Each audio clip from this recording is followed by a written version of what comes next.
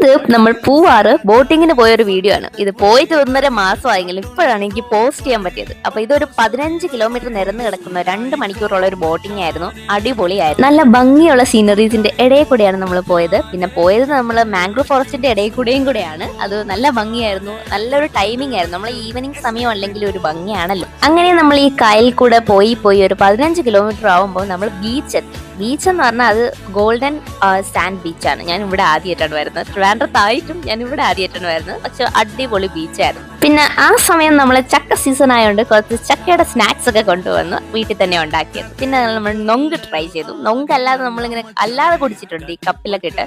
ഇത് ഫസ്റ്റ് ടൈമാണ് ഞാൻ മൊത്തത്തിൽ പൊട്ടിച്ചു കുടിക്കുന്നത്. പിന്നെ ഈ ഒരു ചെറിയ ട്രിപ്പ് ആണെങ്കിലും ഇതിനൊരു സ്പെഷ്യാലിറ്റി ഉണ്ട്. കാരണം നമ്മുടെ അമ്മുമ്മ അങ്ങനെ പുറത്തൊന്നും ഇറങ്ങാറില്ല. പക്ഷെ നമ്മൾ ഇപ്രാവശ്യം അമ്പലത്തിൽ പോകണമെന്ന് പറഞ്ഞ് പറ്റിച്ചു കൊണ്ടുവന്നതാണ്. പക്ഷെ അമ്മുമ്മ ഇപ്പൊ ഹാപ്പിയാണ്, നമ്മളും ഇപ്പൊ ഹാപ്പി, ഡബിൾ ഹാപ്പി. സോ ഇത്രേ ഉള്ളൂ. അടുത്ത വീഡിയോ കാണാം. ബൈ.